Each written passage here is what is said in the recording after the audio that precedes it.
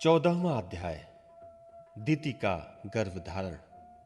श्री शुकदेव जी कहते हैं, राजन, प्रयोजनवश सूकर बने श्री हरि की कथा को मैत्रेय जी के मुख से सुनकर भी भक्ति व्रतधारी विदुर जी की पूर्ण तृप्ति न हुई। अतः उन्होंने हाथ जोड़कर फिर पूछा। विदुर जी ने कहा, मुनिवर, हमने यह बात आपके मुख से अभी सुनी है कि आदि दैत्य हिरण्याक्ष को भगवान यज्ञ मूर्ति ने ही मारा था।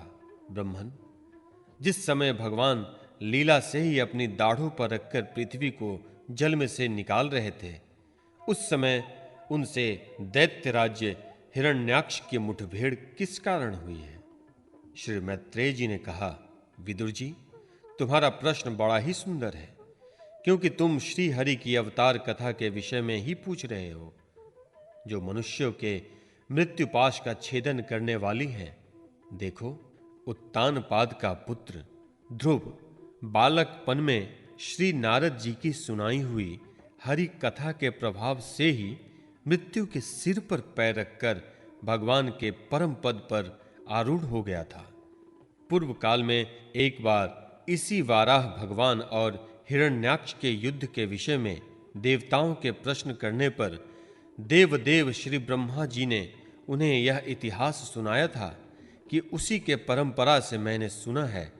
विदुर जी, एक बार दक्ष की पुत्री दिति ने पुत्र प्राप्ति की इच्छा से कामातुर होकर सायंकाल के समय ही अपने पति मारीच नंदन कश्यप जी से प्रार्थना की। उस समय कश्यप जी खीर की आहुतियों द्वारा अग्निजीव भगवान यज्ञपति की आराधना कर सूर्यास्त का समय जान अग्निशाला में ध्यानास्थ होकर बैठे थे। दिति ने कहा, विद्वन, मतवाला हाथी जैसे केले के वृक्ष को मसल डालता है, उसी प्रकार यह प्रसिद्ध धनुर्धर कामदेव मुझ अबला पर जोर जताकर आपके लिए मुझे बेचैन कर रहा है। अपनी पुत्रवती सौतों की सुख समृद्धि को देखकर मैं ईर्ष्या की आग में जली जाती हूं। अतः आप मुझ पर कृपा कीजिए, आपका कल्याण हो। जिनके गर्भ से आप जैसा पति पुत्र रूप से उत्पन्न होता है, वे ही स्त्रियां अपने पतियों से सम्मानिता समझी जाती हैं। उनका सुयश संसार में सर्वत्र फैल जाता है। हमारे पिता प्रजापति दक्ष का अपनी पुत्रियों पर बड़ा स्नेह था।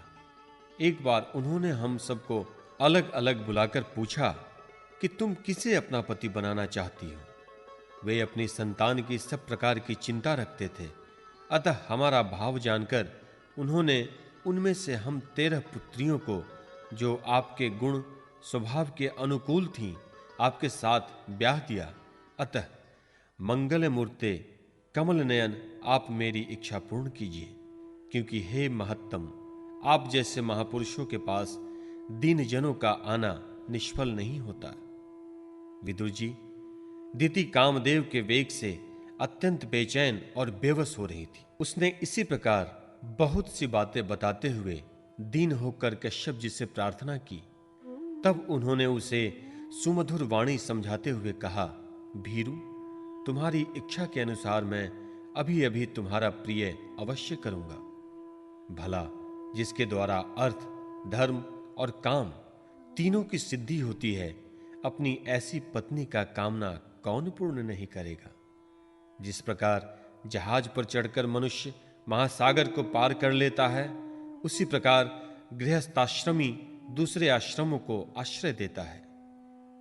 अपने आश्रम द्वारा स्वयं ही दुख समुद्र के पार हो जाता है। मानिनी, स्त्री को तो त्रिविध पुरुषार्थ की कामना वाले पुरुष का आधा अंग कहा गया है। उस पर अपनी गृहस्थी का भार डालकर पुरुष निश्चिंत होकर विचरता है।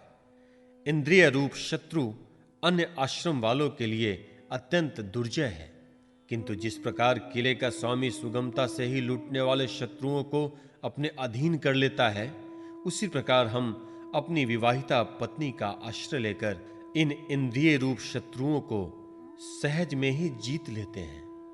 गृहेश्वरी, तुम जैसी भार्या के उपकारों का बदला तो हम अथवा और कोई भी गुणग्राही पुरुष अपनी सारी उम्र में अथवा जन्मांतर में भी पूर्ण रूप से नहीं चुका सकते।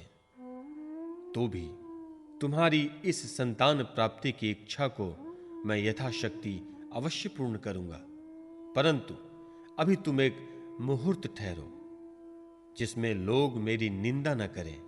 यह अत्यंत घोर समय रक्षसादी घोर जीवों का है और देखने में भी बड़ा भयानक है। इसमें भगवान भूतनाथ के गण भूत प्रेतादि घूमा करते हैं।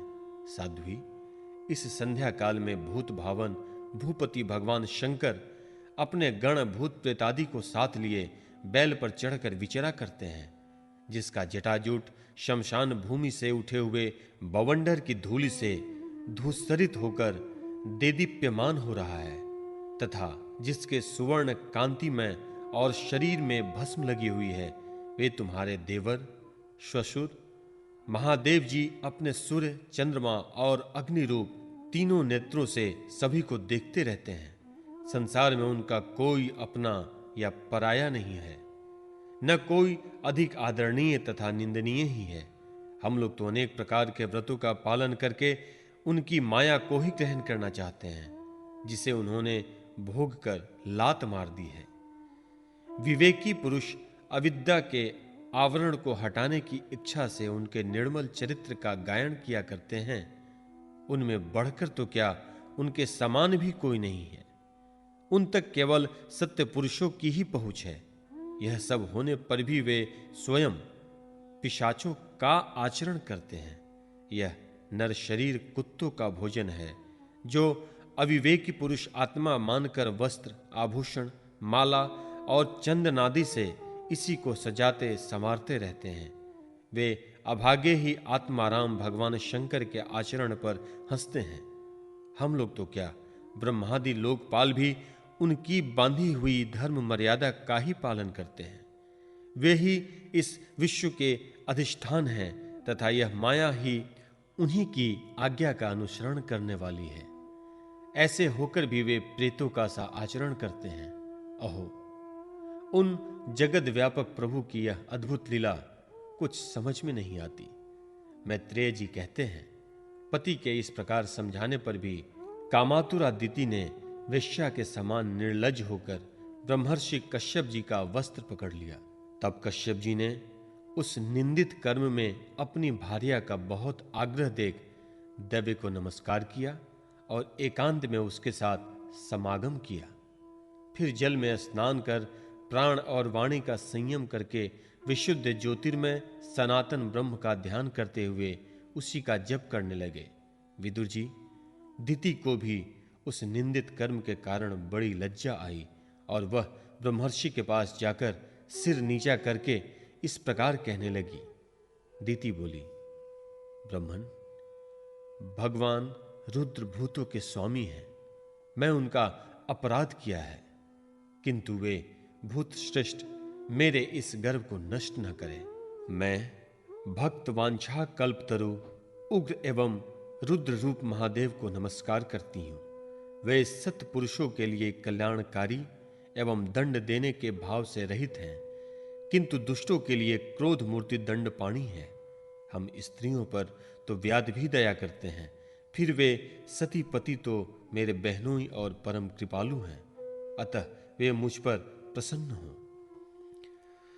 श्री मैत्रेय जी ने कहा, विदुर जी, प्रजापति कश्यप ने सायंकालीन संध्या वंदनादि के कर्म से निवृत्त होने पर देखा कि दिति थर-थर कांपती हुई उनकी संतान की लौकिक और परलौकिक उन्नति के लिए प्रार्थना कर रही है। तब उन्होंने कहा, कश्यप जी ने कहा, तुम्हारा चित्त काम वासना से मलिन था, वह समय भी ठीक नहीं था और तुमने मेरी बात भी नहीं मानी तथा देवताओं की भी अवहेलना की। अमंगलेय चंडी, तुम्हारी कोख में से दो बड़े ही अमंगलमय और अधर्म पुत्र उत्पन्न होंगे। वे बार बार संपूर्ण लोक और लोकपालों को अत्याचारों से रुलाएंगे।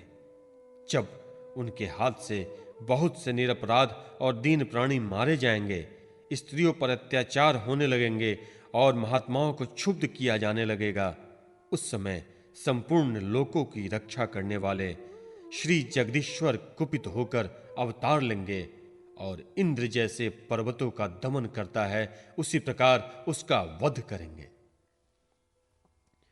दिति ने कहा, प्रभु, यही मैं भी चाहती हूं कि यदि मेरे पुत्रों का वध हो तो वह साक्षात भगवान चक्रपाणि के हाथों से ही हो, कुपित ब्राह्मणों के शापादि से न हो। जो जीव ब्राह्मणों के शाप से दग्ध अथवा प्राणियों को भय देने वाला होता है वह किसी भी योनि में जाए उस पर नारकी जीव भी दया नहीं करते। कश्यप जी ने कहा, देवी, तुमने अपने किए पर शोक और पश्चाताप प्रकट किया है। तुम्हें शीघ्र ही उचित अनुचित का विचार भी हो गया तथा भगवान विष्णु, शिव और मेरे प्रति भी तुम्हारा बहुत आदर जान पड़ता है।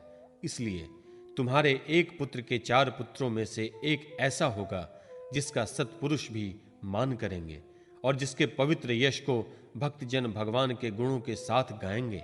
जिस प्रकार खोटे सोने को बार बार तपाकर शुद्ध किया जाता है उसी प्रकार साधुजन उसके स्वभाव का अनुकरण करने के लिए निर्वैरता आदि उपायों से अपने अंतःकरण को शुद्ध करेंगे।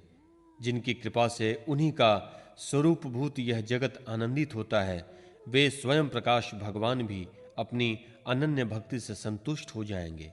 दिति, वह बालक बड़ा ही भगवत भक्त, उदार हृदय, प्रभावशाली और महान पुरुषों का भी पूज्य होगा तथा प्रौढ़ भक्ति भाव से विशुद्ध और भावान्वित हुए अंतःकरण में श्री भगवान को स्थापित करके देहाभिमान को त्याग देगा। वह विषयों में अनासक, शीलवान, गुणों का भंडार तथा दूसरों की समृद्धि में सुख और दुख में दुख मानने वाला होगा। उसका कोई शत्रु न होगा तथा चंद्रमा जैसे ग्रीष्म ऋतु के ताप को हर लेता है वैसे ही वह संसार के शोक को शांत करने वाला होगा। जो इस संसार के बाहर भीतर सब और विराजमान है, अपने भक्तों के इच्छानुसार समय समय पर मंगल विग्रह प्रकट करते हैं और लक्ष्मी रूप लावण्य मूर्ति ललना की भी शोभा बढ़ाने वाले हैं तथा जिसका मुखमंडल झिलमिलाते हुए कुंडलों से सुशोभित है, उस परम पवित्र कमल नयन श्री हरि का तुम्हारे पौत्र को प्रत्यक्ष दर्शन होगा। श्री मैत्रेय जी कहते हैं, विदुर जी, दिति ने जब सुना कि मेरा पौत्र भगवान का भक्त होगा तब उसे बड़ा आनंद हुआ तथा यह जानकर कि मेरे पुत्र साक्षात श्री हरि के हाथ से मारे जाएंगे उसे और भी अधिक। 5वां अध्याय, जय विजय को सनकादि का शाप। श्री मैत्रेय जी ने कहा, विदुर जी, दिति को अपने पुत्रों से देवताओं को कष्ट पहुंचाने की आशंका थी, इसलिए उसने दूसरों के तेज का नाश करने वाले उस कश्यप जी के तेज वीर्य को 100 वर्षों तक अपने उदर में ही रखा। उस गर्भाशय तेज से ही लोकों में सूर्यादि का प्रकाश क्षीण होने लगा तथा इंद्रादि लोकपाल भी तेजोहीन हो गए। जब उन्होंने ब्रह्मा जी के पास जाकर कहा कि सब दिशाओं में अंधकार के कारण बड़ी अव्यवस्था हो रही है, देवताओं ने कहा, भगवान, काल आपकी ज्ञान शक्ति को कुंठित नहीं कर सकता, इसलिए आपसे कोई बात छिपी नहीं है। आप इस अंधकार के विषय में भी जानते ही होंगे। हम तो इससे बड़े ही भयभीत हो रहे हैं। देवाधिदेव, आप जगत के रचयिता और समस्त लोकपालों के मुकुटमणि हैं। आप छोटे बड़े सभी जीवों का भाव जानते हैं। देव, आप विज्ञान बल संपन्न हैं। आप में माया से ही यह चतुर्मुख रूप और रजोगुण स्वीकार किया है। आपकी उत्पत्ति के वास्तविक कारण कोई नहीं जान सकता। हम आपको नमस्कार करते हैं। आप में संपूर्ण भुवन स्थित है। कार्य कारण रूप सारा प्रपज्ञ आपका शरीर है, किंतु वास्तव में आप इससे परे हैं। जो समस्त जीवों के उत्पत्ति स्थान आपका अनन्य भाव से ध्यान करते हैं, उन सिद्ध योगियों का किसी प्रकार भी ह्रास नहीं हो सकता, क्योंकि वे आपके कृपा कटाक्ष से कृतकृत्य हो जाते हैं तथा प्राण, इंद्रिय और मन को जीत लेने के कारण उनका योग भी परिपक्व हो जाता है। रस्सी से बंधे हुए बैलों की भांति आपकी वेदवाणी से जकड़ी हुई सारी प्रजा आपकी अधीनता में नियम पूर्वक कर्मानुष्ठान करके आपको बलि समर्पित करती है। आप सबके नियंता मुख्य प्राण हैं। हम आपको नमस्कार करते हैं। भूमन, इस अंधकार के कारण दिन रात विभाग अस्पष्ट हो जाने से लोगों के सारे कर्म लुप्त होते जा रहे हैं, जिससे वे दुखी हो रहे हैं। उनका कल्याण कीजिए और हम शरणागतों की ओर अपनी अपार दया दृष्टि से निहारिए। देव, आप जिस प्रकार ईंधन में पड़कर बढ़ती रहती हैं, उसी प्रकार कश्यप जी के वीर्य से स्थापित हुआ यह दिति का गर्भ सारी दिशाओं को अंधकार में करता हुआ क्रमशः बढ़ रहा है। श्री मैत्रेय जी कहते हैं, महाबाहो, देवताओं की प्रार्थना सुनकर भगवान ब्रह्मा जी हंसे और उन्हें अपनी मधुर वाणी से आनंदित करते हुए कहने लगे। श्री ब्रह्मा जी ने कहा, देवताओं, तुम्हारे पूर्वज मेरे मानस पुत्र सनकादि लोगों की आसक्ति त्याग कर समस्त लोकों में आकाश मार्ग से विचरा करते थे। एक बार वे भगवान विष्णु के शुद्ध सतमवय सब लोकों के शिरोभाग में स्थित वैकुंठ धाम में जा पहुंचे। वहां सभी लोग विष्णु रूप होकर रहते हैं और वह प्राप्त भी उन्हीं को होता है जो अन्य सब प्रकार की कामनाएं छोड़कर केवल भगवचरण शरण की प्राप्ति के लिए ही अपने धर्म द्वारा उनकी आराधना करते हैं। वहां वेदांत प्रतिपाद्य धर्म मूर्ति श्री आदि नारायण हम अपने भक्तों को सुख देने के लिए शुद्ध सतमवय स्वरूप धारण कर हर समय विराजमान रहते हैं। उस लोक में नए श्रेयस नाम का एक वन है जो मूर्तिमान कैवल्य शाही जान पड़ता है। वह सब प्रकार की कामनाओं को पूर्ण करने वाले वृक्षों से सुशोभित है, जो स्वयं हर समय छहों ऋतुओं की शोभा से संपन्न रहते हैं। वहां विमानचारी गंधर्वगण अपनी प्रियाओं के सहित अपने प्रभु की पवित्र लीलाओं का गान करते रहते हैं, जो लोगों की संपूर्ण पाप राशि को भस्म कर देने वाली है। उस समय सरोवरों में खिली हुई मकरंदपूर्ण वासंतिक माधवी लता की सुमधुर गंध उनके चित्त को अपनी ओर खींचना चाहती है, परंतु वे उसकी ओर ध्यान ही नहीं देते, वरम उस गंध को उड़ाकर लाने वाले वायु को ही बुरा भला कहते हैं। जिस समय भ्रमरराज ऊंचे स्वर से गुंजार करते हुए मानो हरि कथा का गान करते हैं, उस समय थोड़ी देर के लिए कबूतर, कोयल, सारस, चकवे, पपीहे, हंस, तोते, तीतर और मोरों का कोलाहल बंद हो जाता है, मानो वे ही उस कीर्तनानंद में बेसुध हो जाते हैं। श्री हरि तुलसी से अपने श्री विग्रह को सजाते हैं और तुलसी की गंध का ही अधिक आदर करते हैं।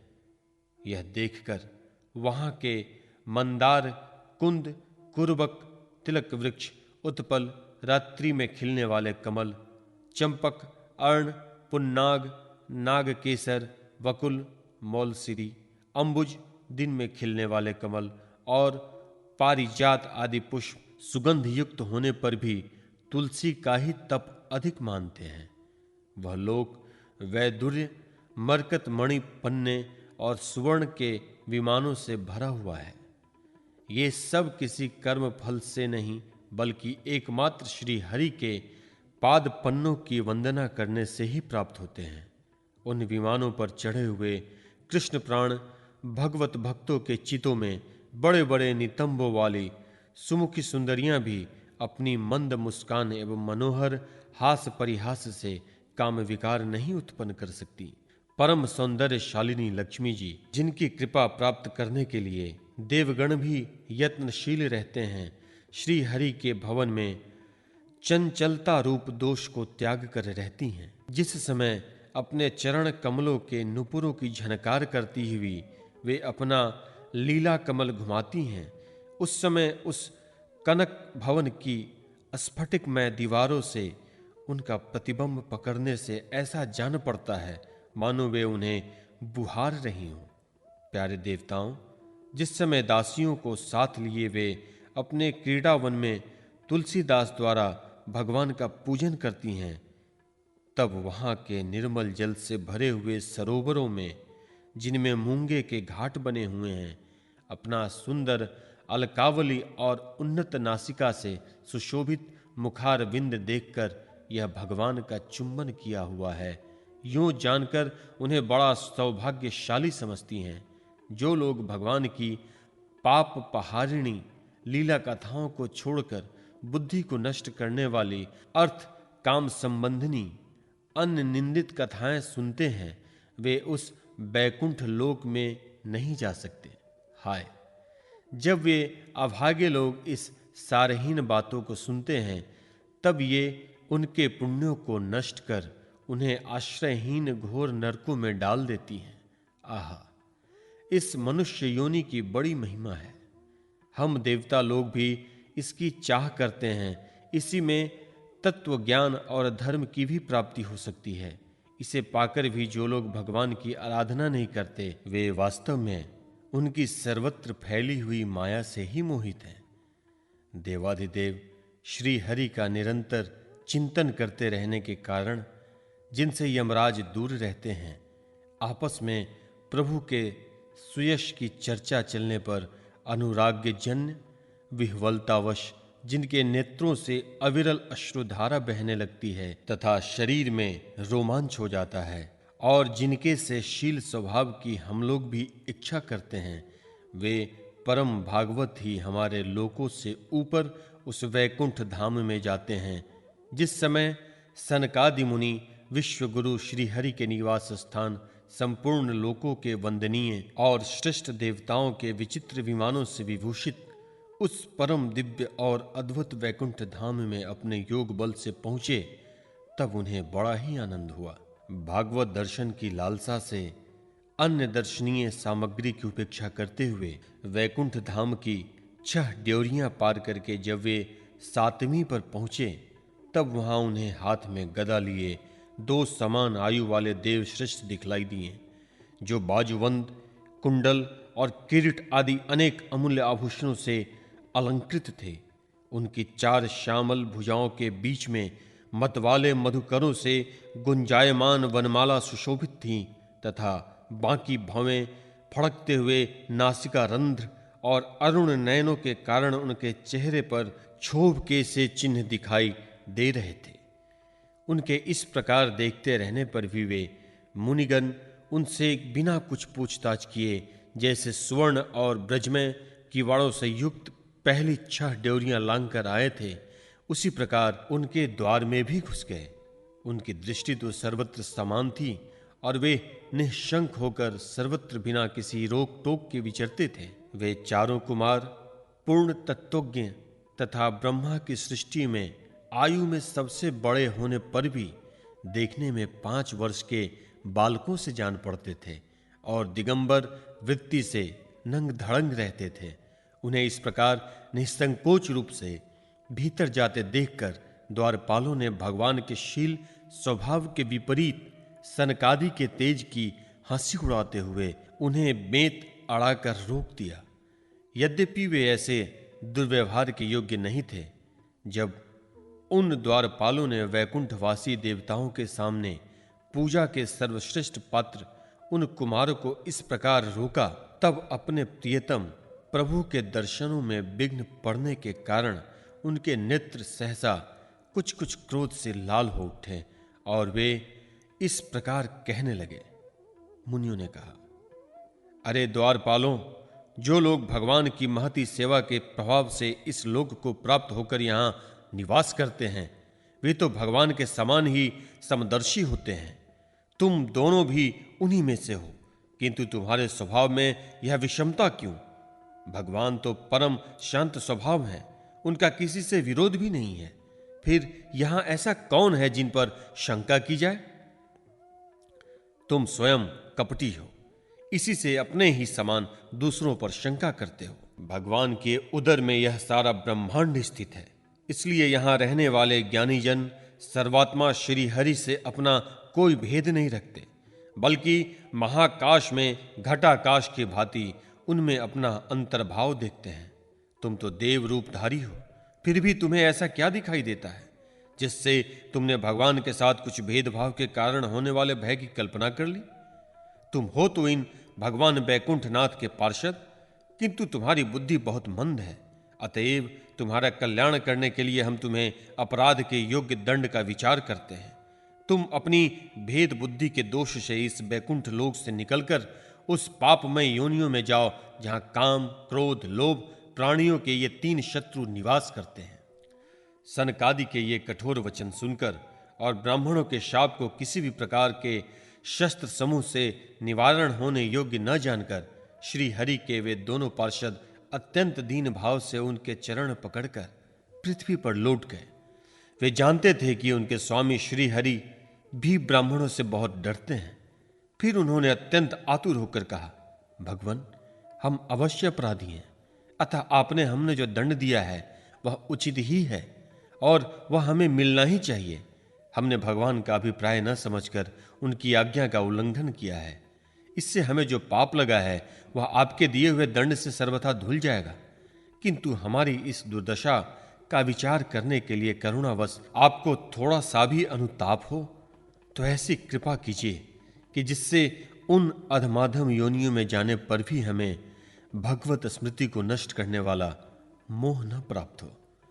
इधर जब साधुजनों के हृदय धन भगवान कमल नाभन को मालूम हुआ कि मेरे द्वारपालों ने सनकादि साधुओं का अनादर किया है, तब वे लक्ष्मी जी के सहित अपने उन्हीं श्री चरणों से चलकर ही वहां पहुंचे जिन्हें परमहंस मुनिजन भी ढूंढते रहते हैं, सहज में पाते नहीं। सनकादि ने देखा कि उनकी समाधि के विषय श्री वैकुंठनाथ स्वयं उनके नेत्र गोचर होकर पधारे हैं। उनके साथ साथ पार्षदगण छत्र चामरादि लिए चल रहे हैं तथा प्रभु के दोनों ओर राजहंस के पंखों के समान 2 श्वेत चंवर डुलाए जा रहे हैं। उनकी शीतल वायु से उनके श्वेत छत्र में लगी हुई मोतियों की झालर हिलती हुई ऐसी शोभा दे रही है मानो चंद्रमा की किरणों से अमृत की बूंदें झर रही हों। प्रभु समस्त सद्गुणों के आश्रय हैं। उनकी सौम्य मुख मुद्रा को देखकर जान पड़ता था मानो वे सभी पर अनवरत कृपा सुधा की वर्षा कर रहे हैं। अपनी स्नेहमयी चितवन से वे भक्तों का हृदय स्पर्श कर रहे हैं तथा उनके सुविशाल श्याम वक्ष स्थल पर स्वर्ण रेखा के रूप में जो साक्षात लक्ष्मी विराजमान थी, उनसे मानो वे समस्त दिव्य लोकों के चूड़ामणि वैकुंठ धाम को सुशोभित कर रहे हैं।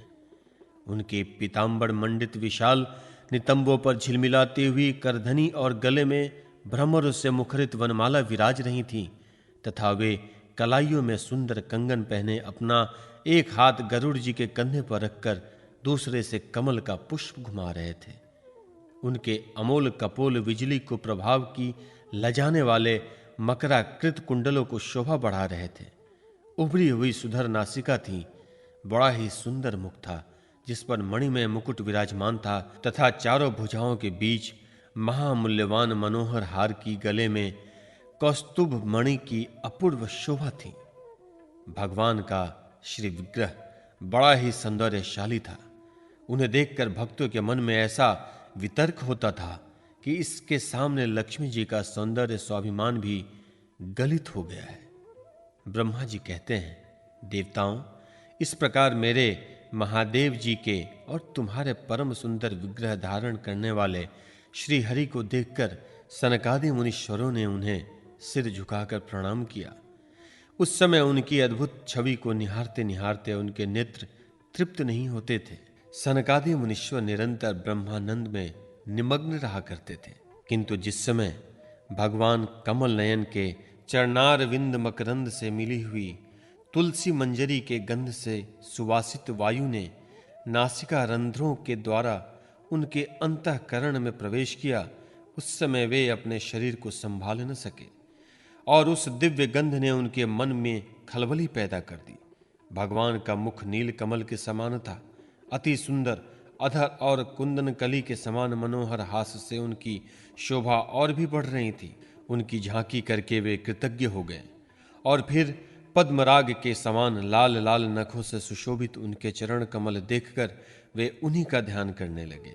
इसके पश्चात वे मुनिगण अन्य साधनों से सिद्ध न होने वाली स्वाभाविक अष्ट सिद्धियों से संपन्न श्रीहरि की स्तुति करने लगे, जो योग मार्ग द्वारा मोक्ष पद की खोज करने वाले पुरुषों के लिए उनके ध्यान का विषय अत्यंत आदरणीय और नयनानंद की वृद्धि करने वाला पुरुष रूप प्रकट करते हैं।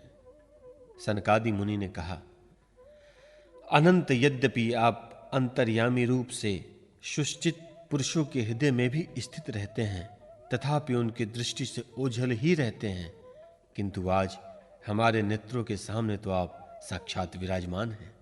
प्रभु, जिस समय आपसे उत्पन्न हुए हमारे पिता ब्रह्मा जी ने आपका रहस्य वर्णन किया था, उसी समय श्रवण रंध्रों द्वारा हमारी बुद्धि में तो आप आविराजते थे, किंतु प्रत्यक्ष दर्शन का महान सौभाग्य तो हमें आज ही प्राप्त हुआ है। भगवान, हम आपको साक्षात परमात्म तत्व ही जानते हैं। इस समय आप अपने विशुद्ध सतमय विग्रह से अपने इन भक्तों को आनंदित कर रहे हैं। आपकी इस सगुण आकार मूर्तियों को राग और अहंकार से मुक्त मुनिजन आपकी कृपा दृष्टि से प्राप्त सुदृढ़ भक्ति योग के द्वारा अपने हृदय में उपलब्ध करते हैं। प्रभु, आपका सुयश अत्यंत कीर्तनीय और सांसारिक दुखों की निवृत्ति करने वाला है। आपके चरणों की शरण में रहने वाले जो महाभाग आपकी कथाओं के रसिक हैं, वे आपके अत्यंतिक प्रसाद मोक्ष पद को भी कुछ अधिक ही गिनते, फिर जिन्हें आपकी जरा सी टेढ़ी भाव ही भयभीत कर देती है, उन इंद्रपद आदि अन्य भोगों के विषय में तो कहना ही क्या है। भगवान, यदि हमारा चित्त भौरों की तरह आपके चरण कमलों में ही रमण करता रहे, हमारी वाणी तुलसी के समान आपके चरण संबंध में ही सुशोभित हो और हमारे कान आपकी सुयश सुधा से परिपूर्ण रहें, तो अपने पापों के कारण भले ही हमारा जन्म नरकादि योनियों में हो जाए, इसकी हमें कोई चिंता नहीं है। विपुल कीर्ति प्रभु, आपने हमारे सामने जो यह मनोहर रूप प्रकट किया है, उससे हमारे नेत्रों को बड़ा ही सुख मिला है। विषयासक्त अजितेंद्रिय पुरुषों के लिए इसका दृष्टिगोचर होना अत्यंत कठिन है। आप साक्षात भगवान हैं और इस प्रकार स्पष्टतया हमारे नेत्रों के सामने प्रकट हुए हैं। हम आपको प्रणाम करते हैं।